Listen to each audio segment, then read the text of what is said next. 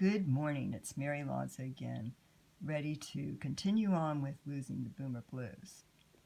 We're going to go from where we left off yesterday, and I'll just continue on by repeating the whole last paragraph. As they walked, Jane looked around and shared, "What a wonderful day to walk and reminisce. I bet you remember how much we loved giggling with Laughing Sal.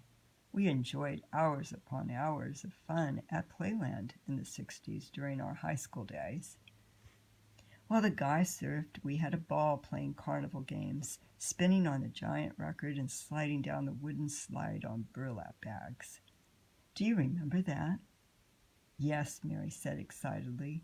"Later we'd walk up the road to the Doggy Diner on Sloat. There we'd buy hot dogs for our hungry surfer boys. There we'd build a bonfire on the beach, and we cuddle with them around the fire while they scarf down the hot dogs. Man, I sure miss those precious carefree moments."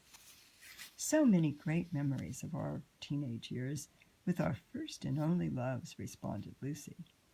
"Bob's Woody station wagon was falling apart, but somehow it always got us home.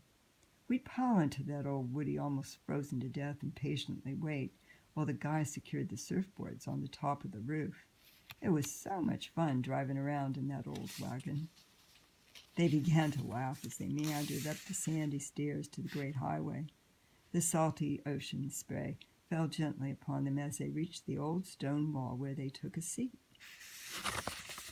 There wasn't a better place to celebrate the new year than here on Ocean Beach.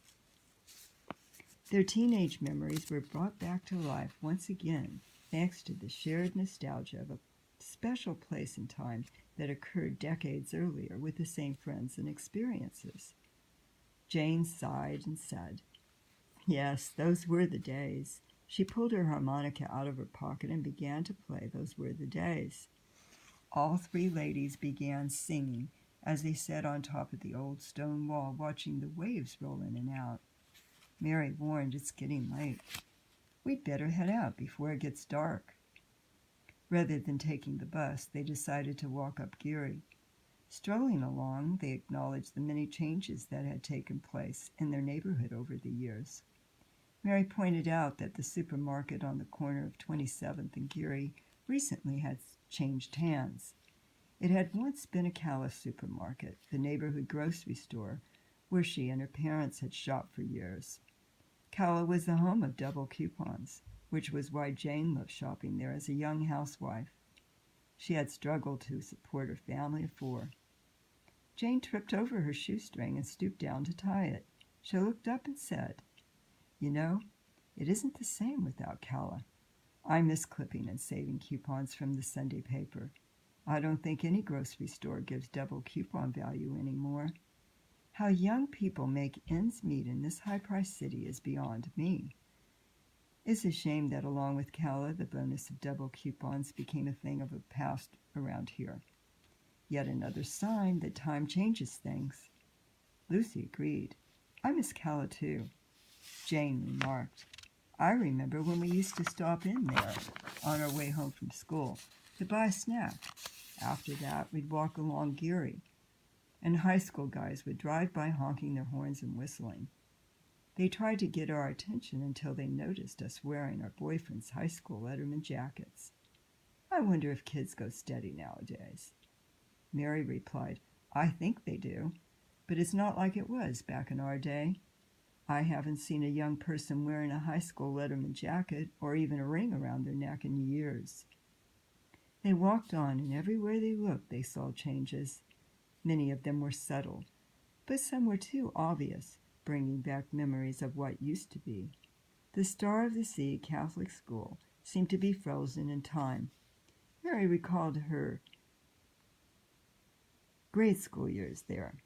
She remembered with mixed emotion the strict nuns and the disciplinary methods they had used. The experiences had been a bit intimidating at the time, but years later she understood the benefits as well as the disadvantages of their tough love. Yesteryears. Seeking shelter from the chill of the evening, the women pushed open the door of Yesteryears. The antique shop was a frequent haunt of the three friends. The warmth inside engulfed them, as did the cheery, welcoming smile of the owner, Grace Alexander. The elderly proprietor had owned the small antique shop for 4 decades and wasn't interested in retiring anytime soon. She considered the shop her passion and the place she called home for so many years. She had entered into their lives when the 3 young married mothers were in their mid-20s. Yesteryears became a favorite escape from the demands of motherhood and the never-ending household chores. Grace was proud of her age. She was pleasingly plump, 5'3", and her jet black hair had turned to silver. There wasn't any point in being vain at 87.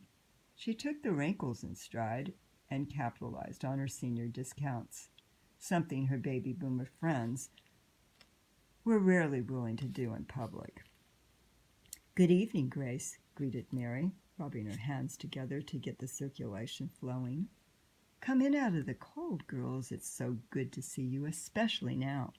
I could use some help. Mary, can you help me lift this box onto the counter? My back is acting up." Mary, eyeing the box with the curiosity of a devoted antique hunter, didn't need any urging.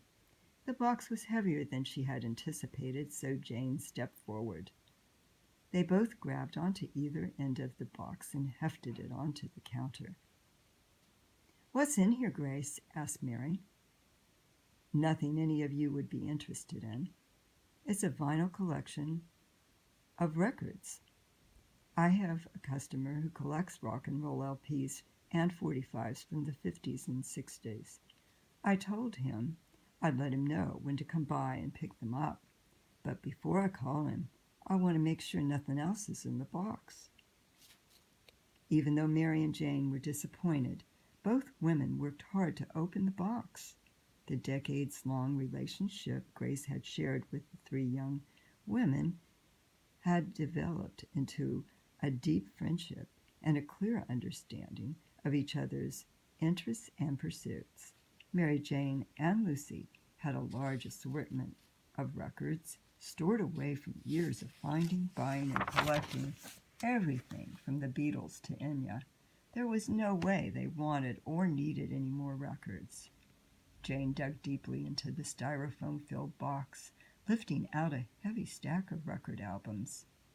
She placed them gently on the counter. Reaching into the box, Mary pulled out the remaining pile of 45s. Thinking that the box was empty, Jane tossed it onto the floor where it landed with a heavy thud. Mary wasn't ready to dismiss the box as empty. She picked it up from the floor and placed it on the chair next to her. She ran her hands through the styrofoam once again. To her delight, her fingers crossed around a slender vintage leather case. Pulling it out, she set it on the counter next to the records and searched the box one last time. Satisfied that the box was now empty, she placed it on the floor. All 4 women focused their attention on the case. Curiosity overtook the group. Mary was the quickest to reach for the case and flipped it open. The lining was worn, but nestled inside lay a pair of small, round granny sunglasses, reminiscent of the ones worn by hippies in the 60s. She held them up to the light and said, "Hey, remember these?" She studied them as the others chuckled and nodded their heads in agreement. Jane retorted, "I hated those things. They only look good on John Lennon." She put the records back into the box and said, "You can call your customer now, Grace." Mary looked at the sunglasses with nostalgia and said, "I really love these shades. Who knows where they've traveled or who once wore them? If they could talk, I wonder what they'd have to say about the things they were a part of back in the day. I bet someone like us used to own them and experienced everything we did back in the 60s. Grace, seeing Mary's interest and delight in the sunglasses, was quick to say, "Take them, they're yours. My client's only interested in the records." Mary was grateful.